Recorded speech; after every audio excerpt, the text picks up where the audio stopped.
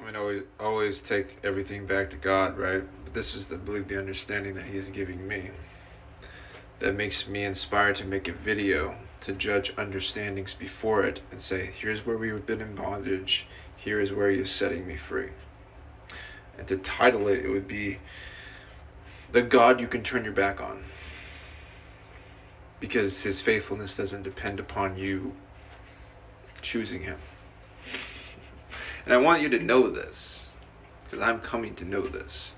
Because I just saw a video like this, and I guess my correction is always in the church or something. I don't know who God's made me to be or whatever, but whatever. I look at it's like you choose God over you choosing the sinful behavior that you did or something. And I'm like, it comes with this understanding that when you turn your back on God and choose that sinful behavior, that you are turning away from Him and that you are separate from Him. And I actually think that this is kind of the reverse osmosis, right? This is kind of the reverse engineering type of deal. And weakness is you coming to know that He doesn't turn His back on you. So you can turn around. It doesn't matter because He's right there every single time. You can't get rid of Him. I think some of us just have to be broken down in this way. But I think it's been kind of an idol in the church, our choices or whatever. It's kind of like choose God, don't choose the sin. And we found some way of trying to like manufacture strength and weakness or whatever. And I find it to be unnecessary. I was just like, nah, I don't think it's going to work like that. I think you will be tempted. You will probably give in, but in your weakness, you will go to Him. You will cry out to know the truth.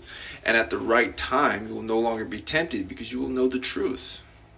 And I think what will come packaged in this truth for you, for me, is the God that's always with me. The God who never turns His back on me. The God who's always with me.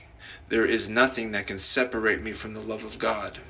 We say this, but we say it in the same way that we believe that turning to our sin is turning away from God or something. And I'm like, kind of. But the whole thing is it's not really on us. It's not really about our choices. There seems to be someone who's trying to manufacture strength and weakness. Now, our weakness seems to be appropriate in these places of temptation.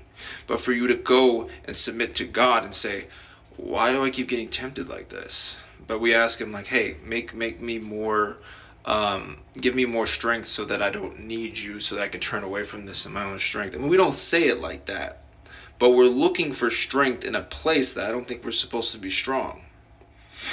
I really feel it. We're looking for a place to be strong where I don't think we're supposed to be strong. I think this is actually a place of weakness. Because for you to be tempted by something, right? And for you to turn away from God and with your sinful behavior or whatever, that then seems to shame you away from wanting to talk to God. Well, that's what you learned. That seems to be where you've been deceived. And God's just like, you're not on the same page as me. Like, I have to get you to recognize your weakness and your weakness, how you've been blind, that you think that if you go and do this thing that you've turned your back on me, but it has nothing to do with you turning your back on me. Right? And so you let that go. And I think that He will bring you to a weak place where you are weak long enough and you will experience that surrender. Where you're just like, I can't get over this thing. But you feel ashamed as you don't want to talk to God or whatever. It's like, it's okay. But I think that you're going to come to know that you're not supposed to be strong in that place. And there doesn't need to be an answer in that place. And that His way out, be patient for it because it may take some time. In fact, you might find the God who's with you doing that thing where you thought it was going to be something that He would shame you with, and you find that He honors you there. And then the thing that you were doing loses strength from the inside. Something you stop desiring doing as you find that the shame has been taken from it and replaced with honor. Wild stuff, man. I think somewhere in the church we're looking for ways. I think this is the whole armor of God thing, at least in man's hands. We don't like feeling weak. We don't like that shit. So we're just like, we want to find a way to be strong in this place of weakness, and so we're going to make it about our choice.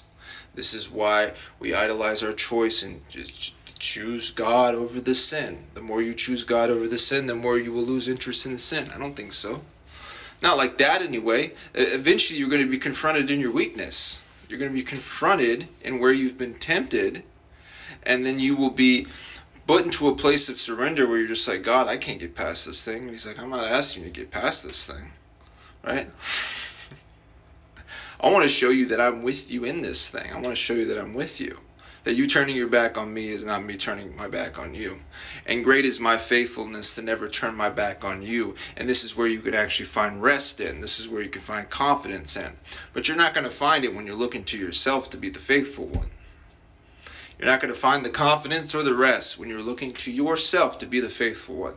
And in some, not all churches, but it seems to be this thing that is widely received. Again, it's the manufacturing of strength in a place where I think we're supposed to be weak. Is like we're going to idolize our choice, but when you do that, the thing that happens is now you are measured according to your performance. Right now, you have set a standard for yourself, but that was already paid for, right? So we have something that we are on, and he has something that he is on, and he's like, surrender what you are on, because you've been blind. And I am the one who can see. So receive by faith through me, and you will find that at the right time, I will deliver you from this. At the right time, you will not be tempted anymore. I will provide a way out. But I don't think our way out is us choosing ourselves to choose him or something. Us and our decision making. Because then all the strain gets put on our choices. And then what is triggering us from making this choice? And where did I get triggered here? Where did the thoughts begin? And I should have took them captive long ago, and that's my fault that I didn't take them captive. And then we're just turning on God and thinking that that's going to do something or whatever. No, it seems to be the solution is you need to come to know of the God that never turns his back on you. So it's no longer about you turning your back on him or keeping your front with him. Right? You're weak. It's okay. Like you will be tempted in that place. I don't know. The other way doesn't seem to really work long term, because then it's all about your choice. It's all about your choice. Choose God, choose God, choose God. So now the relationship with God is your faithfulness to choose him.